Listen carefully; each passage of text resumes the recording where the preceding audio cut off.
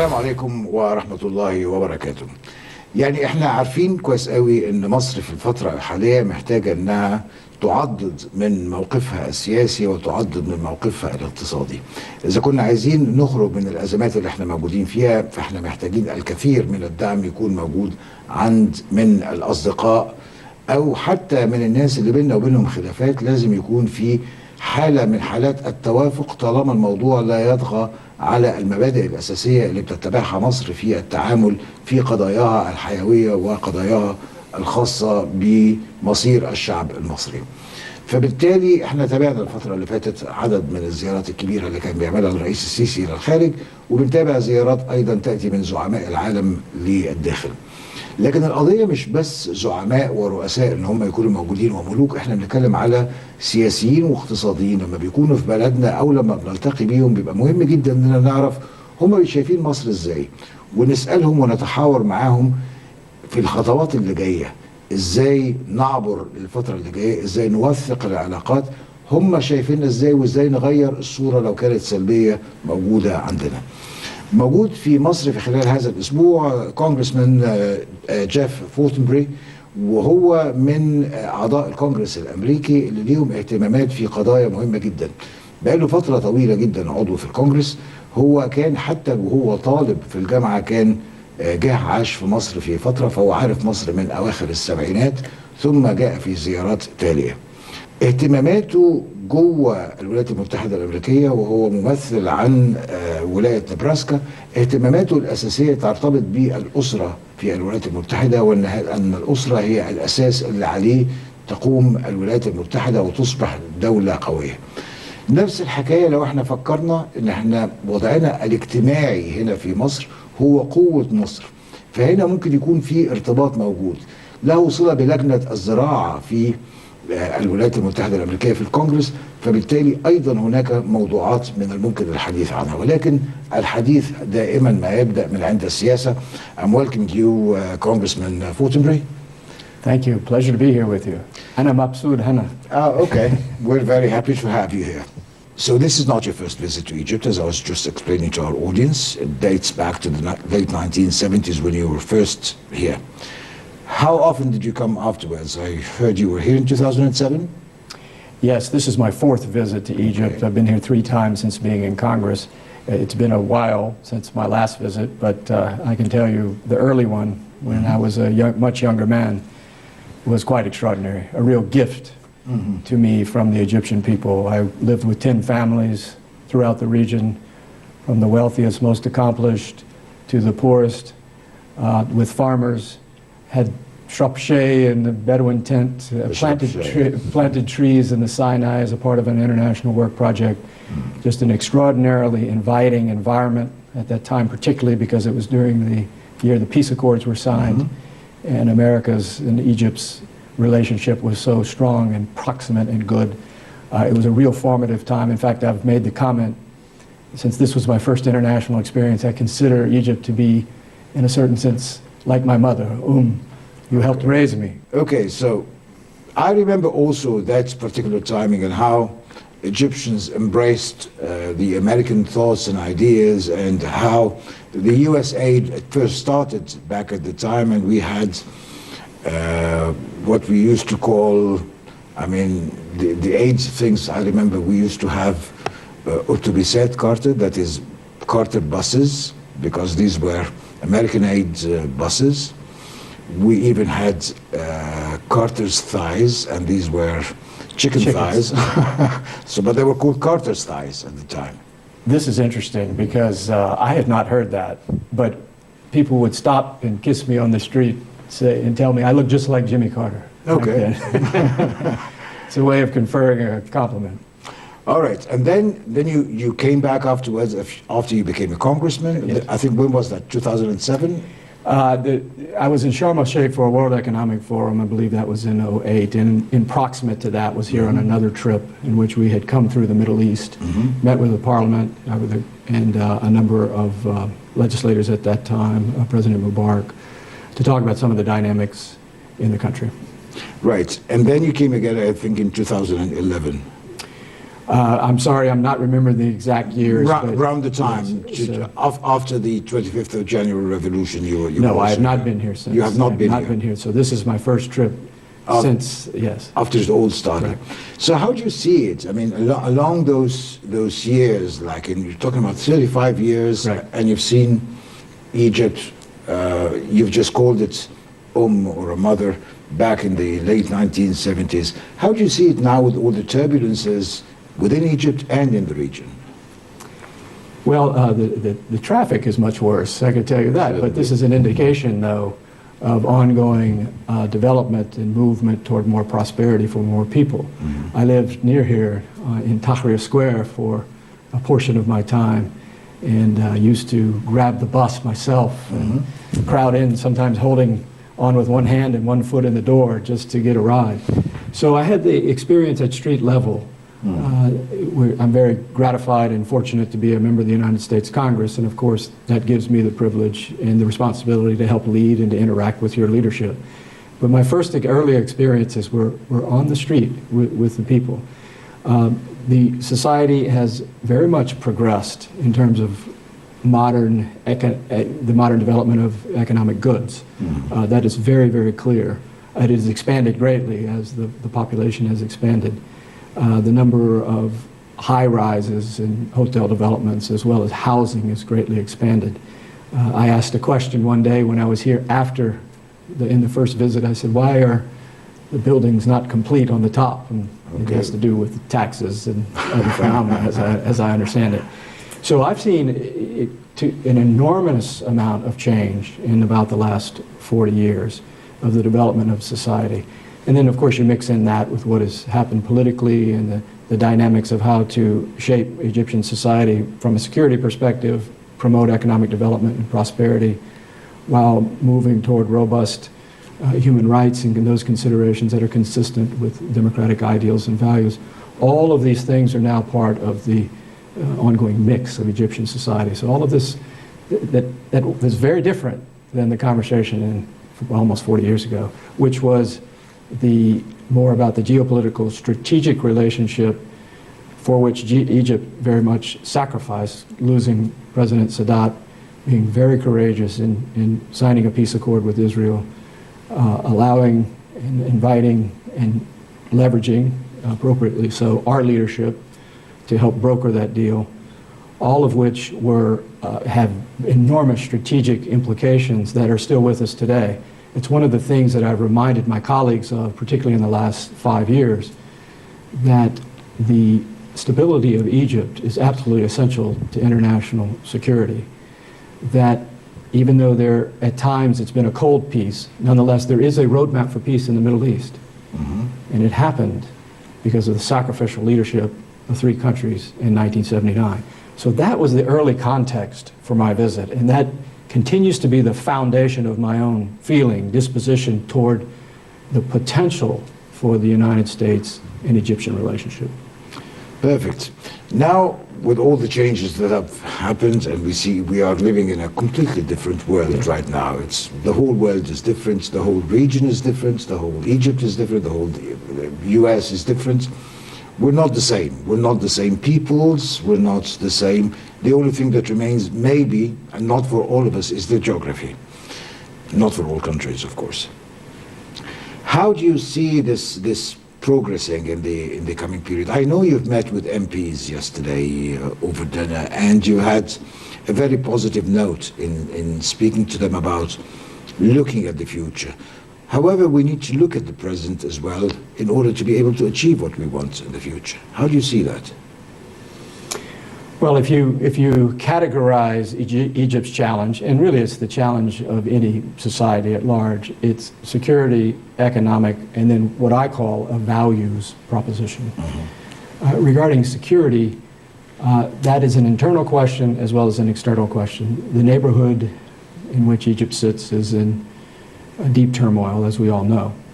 I think Egypt must play a substantive role and be repositioned to rightfully gain its leadership role that it has traditionally held in the Arab world, not only as a cultural and population center, but as a leader in terms of geopolitical outcomes.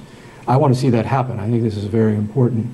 However, for that to happen, the internal reforms, the internal self-analysis, as your president has rightly called for, I believe, in the last few months, has to take place. And that means a recommitment to a healthy form of nationalism, the proper participation in the government and reform process, an accepting of the idea that types of economic reform are going to have to take place in order for there to be potential economic prosperity in the future. And all of this lends itself, again, to that third point, the deeper values question. What is a society truly made of in order to answer where are we going, which was your initial question. It's this idea of human dignity, that each person matters, each person belongs, and we should set up our governance structures to ensure that there is justice for all, that there are the protection of rights, that the concept of pluralism, which is very unique in Egypt, particularly in regards to the rest of the Middle East, and isn't under the same type of distress as it is in the Middle East, is not only preserved, but celebrated. I would point out something. Don't think it went unnoticed when President Sisi went on television with the Grand Imam and Pope Tewodros and said, "We are all Egyptians." Very important statement. That was on the 3rd of July 2013. And that's the date where the U.S. remains, the U.S. administration, I'd say, remained very hesitant and indecisive, and it took them quite a while. I always use the statement of, at the end, we will not remember the words of our enemies, but we will remember the silence of our friends. Do you think that 18 months, perhaps it was, of total, utter silence and almost a boycott from the U.S. administration to Egypt has affected the Egyptian-American relations in terms of those people out on the street that used to kiss you on the cheeks? If you go down the street right now as an American, do you think they will still kiss you on the cheeks? Well, there's two issues there. I just came from your market in Kane Khalili. I wanted to see it again, and people were very friendly. Of course, these are merchants who depend upon being, their livelihood being very friendly. But it seemed to me to be authentic and genuine. However, I would also be hesitant to walk out on the street because of security considerations. The deeper issue here is, there's two issues to your question. One is the general response from the United States during that particular period, difficult period of uncertainty, and there being a hitting of the pause button on the relationship because of the military's intervention to try to prevent further disorder or chaos or even potential collapse, and how that appeared in terms of a grab for power or whether it was the necessity for stabilization. So in the broad sense of the circumstance, the pause on the development of the relationship is understandable. Now, I will tell you, because of my own experience in Egypt, that I had personally advocated for a continuation, particularly of the military-to-military relationship shortly thereafter, because I saw this more through the lens of needing to stop the chaos and disorder, because even though the Middle East has many, many sore spots at the moment, particularly Syria and Iraq and even Turkey and of course other places, can you imagine the collapse of Egyptian society? Its population? Well, it looked at the time like the administration did not really mind. I remember because I used to talk on television about the Apaches and the right, but I'm talking to you about my own personal view. Your personal view. And how I, again, in my role was advocating. Was advocating. So I'm trying to explain why, in a general American policy sense, even though I didn't develop it myself, the uncertainty caused the pause, and then what I personally did because of knowing the situation a little bit more proximately, having had experience here. So it looks to me like we're moving past that. There are concerns that, there are still concerns in this regard, and they've been expressed to me very vociferously by your leadership, and that's understandable. I think, though, that the development of the military-to-military relationship, or the ongoing development of it, has to be rooted in mutual understanding and trust. fellowship, if you will, then we develop the necessary transactions. And all of this happens at once and simultaneously. And because if you're only negotiating this or that piece of equipment, you're not refreshing that initial values proposition, which is so important to the tie, and then we're not potentially strengthening it. So that's what I want to see. That's the military to military, and it's quite important. And I believe this was not as negatively affected as the rest of the relations. Yes. And this is why I started my question with how the layman feels. I know that Egypt is part of a small region, not in the maximum interests of the US. Asia Pacific is probably more interesting now to the US administration, looking at countries surrounding Russia and Europe and the changes happening there. So Egypt is not that much of a priority. But it could be very easily that you win again the sentiments of Egyptians, or it could have been not so difficult to lose the sentiments of the Egyptian people. How do you think the future can, I mean, you having elections coming up, you're either having a Republican administration or another Democrat administration. And we stand in one of those rare moments where we don't really know who would side with us as Egyptians or us as Arabs. And I'm not talking now as government, I'm talking as people. How do you see it? I don't think we should take the relationship that we have with Egypt for granted. I don't think Egyptians should take the relationship they have with America for granted. In other words, there is a solid foundation here that was built after a war, based upon sacrifice, that has held. It's had its tough spots, it's had its cold moments, but it has held. The responsibility is both ways in terms of fellowship, friendship, mutual trust. So the new model moving forward, I would like to see is, again, an elevation of Egypt's essential role in the Middle East, not only in terms of your effort to secure things internally here and develop sound governance structures and develop out civil society for the protection of rights, but also that leadership role that you have traditionally played in the region. President Sisi has offered a peace plan. It's hardly translated. It's not seen. The other comments that have been made... It was not supported as well. Nobody has taken it seriously in order to support it and put it into action. So there's two issues. Does Egypt now have a stature because of all of the internal turmoil? Because it has not branded itself any longer? Because the necessary hard reforms about recreating a robust society are in process or haven't yet been fulfilled. And so the demand that there be that level of respect without working toward it creates a certain distance, if you will, or Egypt is not, as you've suggested, not as big of a priority. I think it should be a priority. I think the relationship is sound on many levels. I think it should be revived, replenished, and refreshed. And Egypt should be empowered, first, again, by your own internal resolve to the reforms of society to reposition itself as a leadership position. Again, back to the point, can you imagine, again, taking Egypt for granted, can you imagine an Egypt that becomes highly unstable or even volatile? This would be horribly problematic for international stability, our own national security as well as other people. So how come, I mean, I could see your own personal initiative and the initiative of some of the other honorable congressmen and senators who've been to Egypt and visited Egypt and tried to strengthen economic ties with Egypt, because right now we know that the major issue we're facing is economic and then security, not the other way around. So how come the administration is not looking at ways in terms of discussing with Egyptians means of trying to overcome the present hurdles in terms of the economic difficulty to get out of it? Yeah.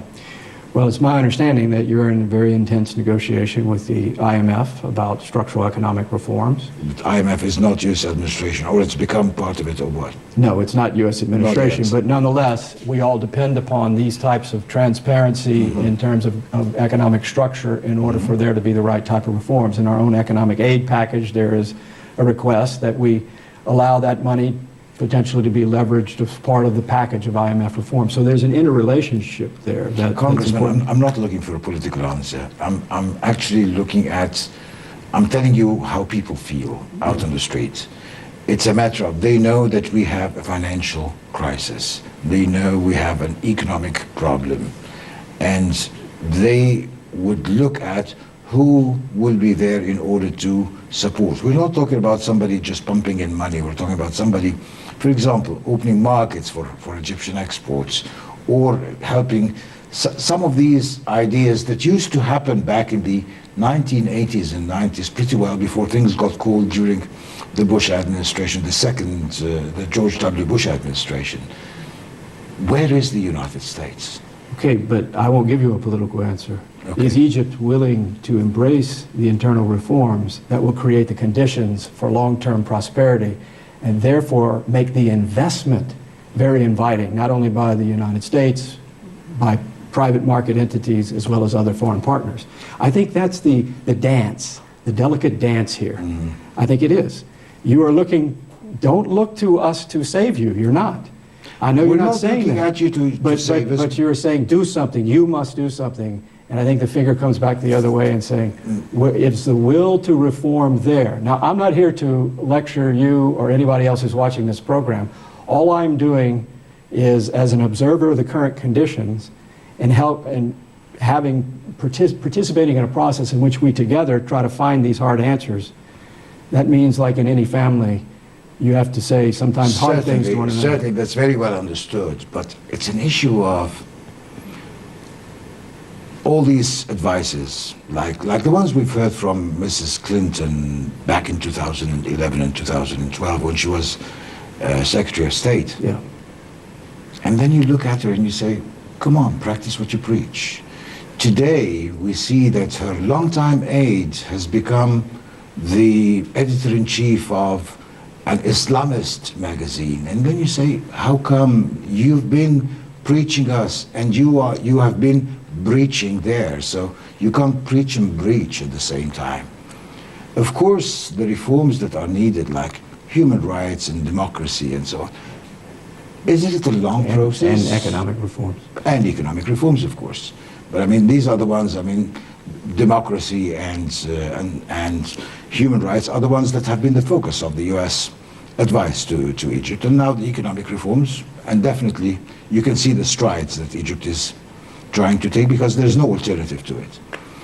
It's not a matter of we're telling you help, but we're just thinking in terms of in 10 years' time when this is all over, we will definitely look at who's been there and who was absent, don't you think?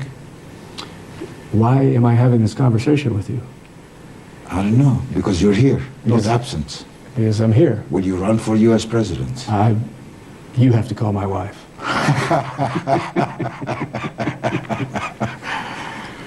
Okay. It's a fair set of questions, but the premise of your question is there's two premises working in your question. The first of all, the challenges that you are throwing at me are indications of a desire for a deeper relationship. And I think that is good. The second premise, though... Actually, I'm not throwing anything at you. I'm just following your model that you gave of let's look at tomorrow, not today. So I'm just trying to look at tomorrow. The second premise is you must do something. I think the new architecture in the 21st century of international relations with Egypt, the United States, and all countries is, again, a values proposition that suggests what type of governance structure and societal order are going to come about, that is based upon human dignity, so that people can feel safe, protected, have lives that they can use their own gifts of their own two hands and their intellect to make things prosper, and to live in harmony with their neighbor. That's the reality of the architecture where we need to go in international affairs.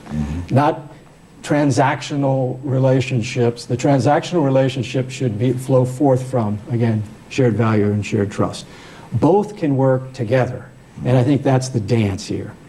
The other thing you presume is that administrations or certain people in administration do certain things. I can't control that. I can control what I can control. I don't speak fully for America here. Certain American policies are not reflective of my own view.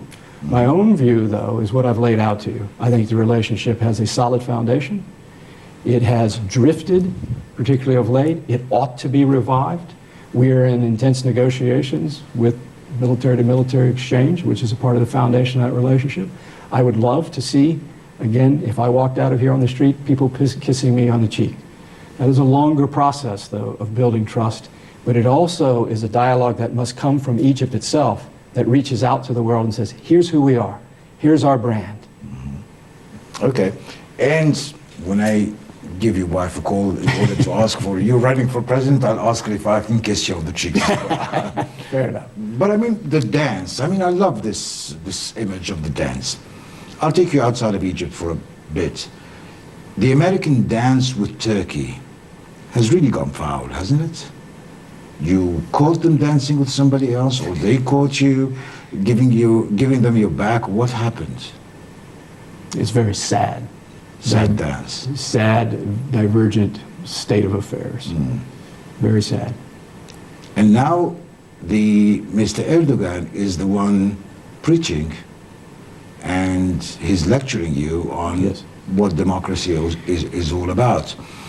And I'm really surprised that the U.S. is taking it like a first wife and accepting all the beating that's coming from Mr. Erdogan. How come?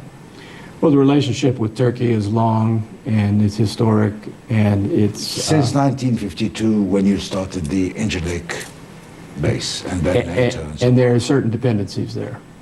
However, how long will the American people take, spit in the face? I'm not sure. This is a political problem as is playing out in our own election. Kind of back to what we were talking about. What is America going to do for Egypt? Well, there is a great deal of fatigue in America over international engagement. And international engagement on our part can be criticized. I take that. However, people whisper to me, you're the superpower, you must help, and then turn around in public, use the animus or hatred toward us for their own political benefit. No more. See, I have a job to do at home as well, to tell my people why we spend their money on people very far away. Absolutely. And what I explain is it's three reasons. First of all, it's very hard for Americans to sit idly by while other people suffer and die. It's not part of our values, it's not who we are. Secondly, we do benefit when we exchange with you and with others, economically and culturally. And third is, even if you don't accept the first two, all of this is critical to international stability and ultimately our own national security. Now, the deeper question, though, is again the architecture of where we're going in the 21st century as humanity. We're going to build out sustainable economic and political systems that are based upon human dignity and where power is held accountable and people have a chance to have their lives flourish in a sustainable type of economic model, or not. Doesn't look likely. Well, but I think we hold out that vision of what ought to be so that it becomes the new standard. So I'll use your term of Turkey spitting in the face of the administration. How about Iran? I mean, what happened? I mean, all of a sudden, things are working. You have some guarantees that they're not going to build a nuclear bomb. But because of that, you're taking the beating again as a first wife who has to accept what the Iranians are doing. You pay ransoms, your Navy people get caught and humiliated, and you're giving the impression that this is the way you should be treated, like what the Iranians are doing and what the Turks are doing. While if the Egyptians are doing it the other way around, or the Saudis, you just don't get the right treatment. Why is that? I would say this regarding the Iran question. The ill treatment of our sailors has more lasting impact than this murky transaction that took place. The administration is claiming that, no, this wasn't some hostage buy. It was, we owed this, we were going to give it anyway, we might as well use it to get people out. Okay, that's the explanation. It's not coming from me, it's coming from others. But leave that aside. The humiliation of Navy personnel should never happen. That has a long-term political impact, perhaps more so than the other question, because it shows deep disrespect. We're just like anybody else. We don't want to be disrespected. So now, I did not... We don't want you to be disrespected. Yeah, I did not, in all candor and all forthrightness, I did not vote for the Iran nuclear deal. Now, I also, though, was in a little bit different position, that I refused to be dismissive of the attempt to find some type of deal. However, the lifting of ballistic missile technology and other weapon systems agreements was, I thought that was inappropriate, and now we see what's happened. So I didn't support that. Again, back to the question, you have to help answer this. What is the Middle East going to look like in 30 years? What role does Egypt play? Will it turn inward and be insular and continue to deal with all of the carryover stagnation from decades past? Or will it revive itself through a hard self-analysis that the President has called for, and then in turn be repositioned to build that trust with external partners so that reinvestment can take place? I think that's your challenge. Don't you think that the challenge of the 21st century and the years to come, the remaining years of the 21st century, will be dealing with terrorism, dealing with fanaticism, much more than it was in the last 20 years of the 20th century? And we could see that this is heading where it reached lands that it had never reached. I mean, we see it in Europe now extensively happening. We've seen it before in the US. We don't want to see it again in the US. We don't want to see it again in Europe. We don't want to see it at home. But looks like the world is sitting idle and sometimes encouraging that more of these would happen, sometimes under the pretext of human rights, sometimes under the pretext of moderate opposition in Syria, and all the time we're just opening doors for armed men to penetrate our societies in Nebraska, or in my hometown, Alexandria in Egypt, or somewhere in a small village in Germany, or in France, or in Nice, or whatever it is. Why is this happening? Well, I think to potentially allow someone in your country who's going to do you harm is absolutely outrageous. And there is an internal debate going on in the United States as to what our immigration policy is going to be and how people who want to come to the United States are going to be appropriately vetted. We have a long history of immigration. But if your values tell you that you can kill another person in the name of your religion, you're not welcome. In fact, do not come there, or I assume here. That's your values as well. In fact, that's no religion at all. That's a death cult. Certainly. So this is one of the greatest challenges. Can I go a little deeper on your question? Because I think we can make it simple and put it in 3 terms. The challenges are security, economic, and what I call family. And I want to get to the third one quickly. Regarding security, I think there are 2 challenges. One, you just stated very well. This concept, this asymmetric warfare. Warfare used to be against them over there behind a particular line with a different color uniform. Not so much anymore. The world is quickly adjusting to that, particularly after 9/11. However, the United States, particularly after World War II, had this superpower status cast upon us. And there was great sacrifice offered by America, both in terms of economics as well as lost lives, to combat ideologies, not always perfectly, but combat ideologies around the world, so that other people could enjoy the liberties we have and we could remain safe.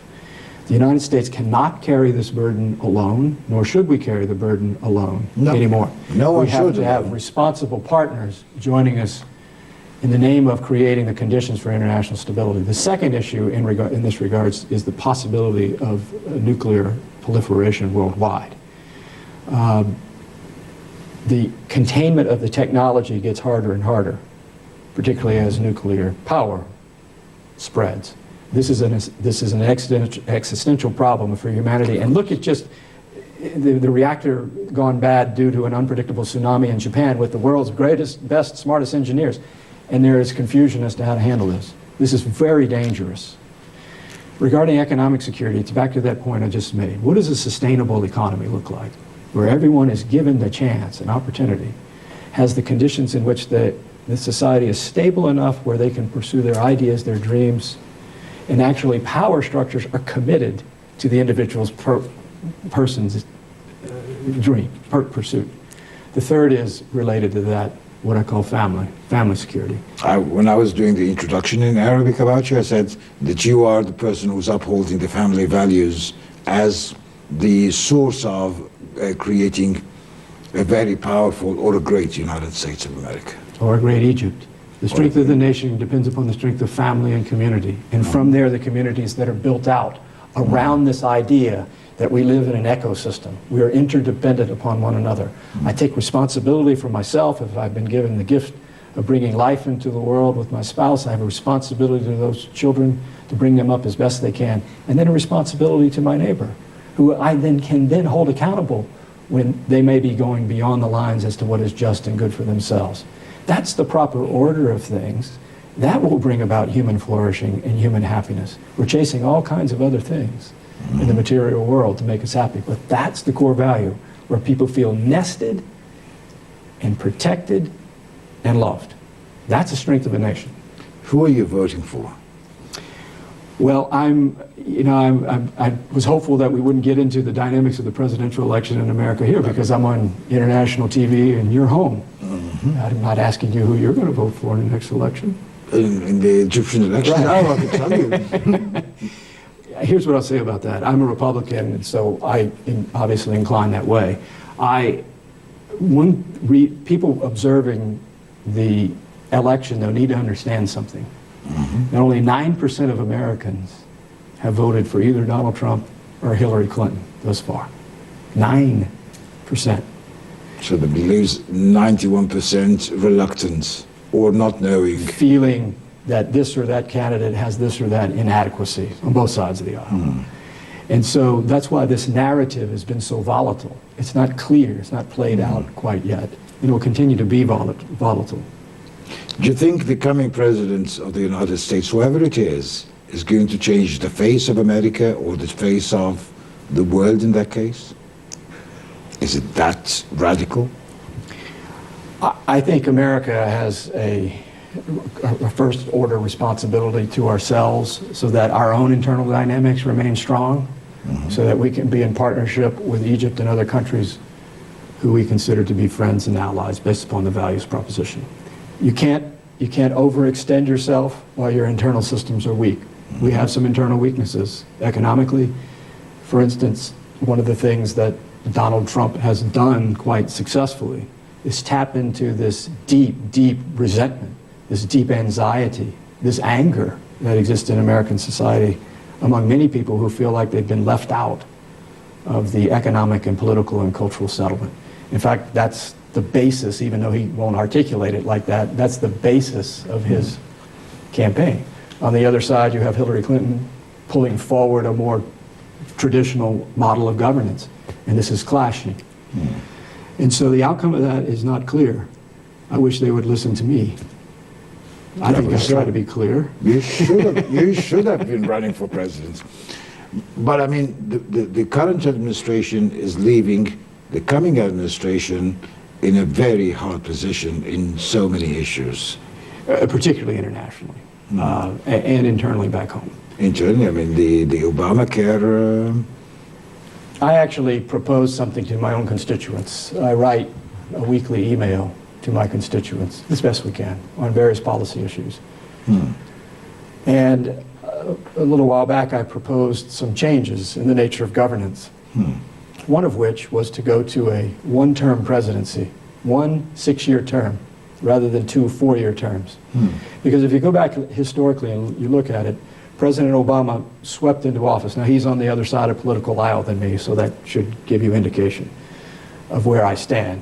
But he had a broad and deep appeal to people looking for change, looking for something new.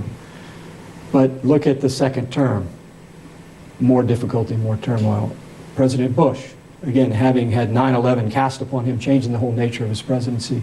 And then the second term, of course, getting more and more difficult. The same thing happened to President Clinton, President Reagan. So it's always the second term. The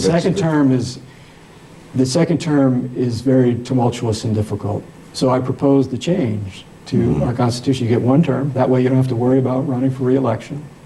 You're not spending an inordinate amount of time running around the country politicking for years. You're attending to the affairs of the nation. But I mean, if you make a wrong choice, you'll be stuck with the president for 6 years instead of 4. That's correct, but look how often we don't change the president after 4. So that's another consideration. People seem to like that idea generally.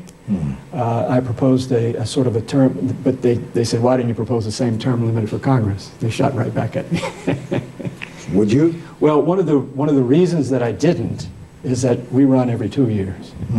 We have a much more proximate relationship to the people, and that's been designed purposefully to be held accountable.